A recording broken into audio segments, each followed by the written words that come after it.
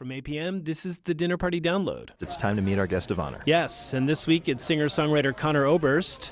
He's the central figure in several music projects, including Monsters of Folk, Desperacidos, and the hugely popular indie rock band Bright Eyes, which he started when he was a 15-year-old kid in Omaha, Nebraska. Wow. Yeah. Conor sings about life, love, and politics and is known for his thoughtful lyrics and passionate vocal delivery. This week he's releasing his fifth album under his own name.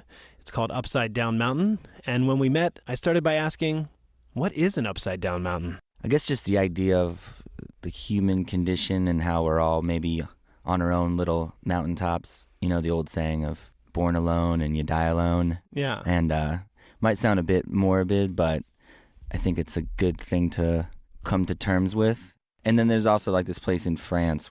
It's like a mountain, but the oldest rocks are on the top and the youngest rocks are on the bottom, which I like that. You said in an interview once that writing songs helped you clarify your thoughts. What did working on this album reveal to you? What did you learn? Well, I don't know if I learned much, but yeah, I think writing for me is that, you know, oftentimes I feel like I'm walking around with my head in the clouds a little bit or just have a somewhat scattered brain. So if I can write something down that can feel like truth and more importantly, like something I can like stand apart from and like look at and be like, yeah, that to me, that is truth.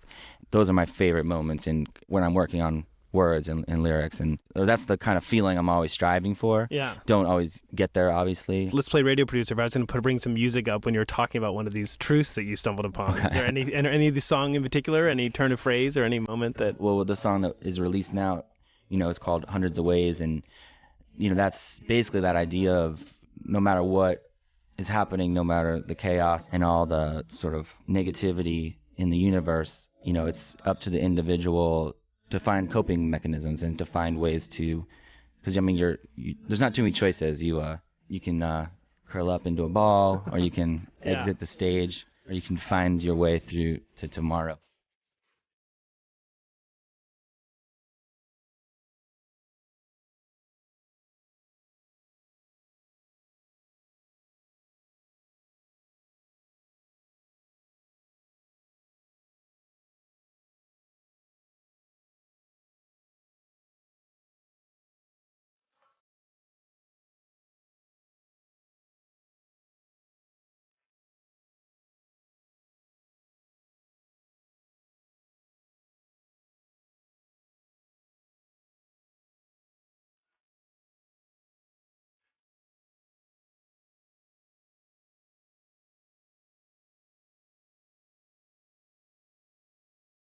So that song has an almost optimistic chorus, although there are some cynical lines in it. But other parts of the record are much more somber. You know, there's a song called Lonely at the Top. At one point you sing, I hope I'm forgotten when I die. There's a lot of melancholy on this album. Sure, I think there's absolutely a little bit of melancholy. I mean, I hope there's also some hopeful messages or moments. Life is suffering in a lot of ways, and there's a lot of horrible things in the world, but it's also kind of what you make of it. There is a lyric, something about, I no longer am worried about if I'm going to be bored. Mm-hmm. Is that an overriding feeling you have now? Do you feel like the sound and fury of youth, you've had enough of that? Yeah, and I just think the times we live in, you know, obviously it's just a never-ending distraction, and to constantly try to get away from yourself and this false connectiveness that is so much the ways of the world these days. And, I hate Twitter too. Yeah. All right, well, we have two standard questions we ask each of our guests, and the first one is, what question are you tired of being asked in interviews? Well, I would say one that comes up in some form or another is like essentially like, you've been making records, you know, since you were 13, and you've kind of collected this loyal fan base that is fanatical. Can you explain, you know, what resonates with them about your work? Yeah. I mean, think about that for a second. It's like, what are your choices? Your choices are say a bunch of like flattering stuff about you, like wax poetic about how dope you are, you know? Yeah. Or like throw your fans under the bus and be like, they're gullible, I've been taking their money for years, laughing all the way to the bank, you know? Or give probably the truthful answer, which is, I have no idea. Yeah. And then an unsatisfied journalist. Yeah, exactly. I mean, obviously, I feel grateful for it, but I certainly can't explain it. I think longevity in the music business comes down mostly to luck. All right. Well, our other question is tell us something we don't know. And this can be something personal you haven't shared in an interview, or it could just be kind of an interesting fact. This is an interesting fact that I learned recently. I'm from Nebraska. I'm from Omaha. And my whole life I thought or been told that we're either the flattest state, or if not, we're not the flattest state. We're like one of the flattest states. Topographically. Yes, topographically. Yeah. We're not.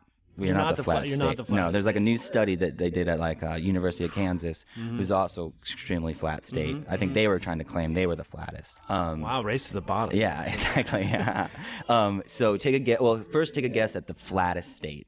I'm going to just take a guess. Oklahoma. Incorrect. Okay. But good guess. Okay. Do you want to know? Yeah, I would, please. Florida. Florida. Yes. Wow. Strange, right? Well, I guess there's a lot of swamps. Yeah, and it is low, and it is on below sea level, a lot of it. Yeah. So I think the second's like Illinois. The whole top 5 was confusing to me. Minnesota, which, I think of as kind of having a lot of things going on. Yeah. North Dakota, which I would Iron Range. have guessed North Dakota, actually. That's one. Yeah. And then I think the other one was like in the top 5 was like Louisiana or something like that. Wow, but a lot of swamps there, so I'm seeing water. Yeah. Right? A lot of lakes, land of great. Oh, Yeah. Interesting. And then Nebraska is 19th. Now is that So- does it make you proud? I or get. just I mean, confused? it's like a relief, Yeah.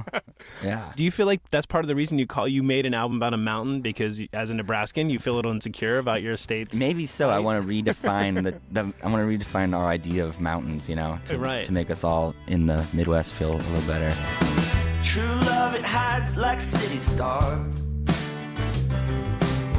Nothing to gaze upon or contemplate how near or far. If it comes quite unannounced. A momentary glance lit up by sun or moon, by bonfire or ambulance. Then how the circumstances change. Zigzagging Towards the Light, a song from Conor Oberst's new album Upside Down Mountain. And Rico, I checked, and it's true. Florida is the lowest state. All right. I also found out the most mountainous state. Do you want to take a guess? I will say Colorado or West Virginia. It is West Virginia. Nice. All right. Wow. I'm a genius. I guessed Colorado. I don't think a lot of people would have said West Virginia, but Well, I done. do. I have to admit that I lived there for a few years, Oh, I see. which is why I knew. This kind could of what was explain your low boiling point. Who's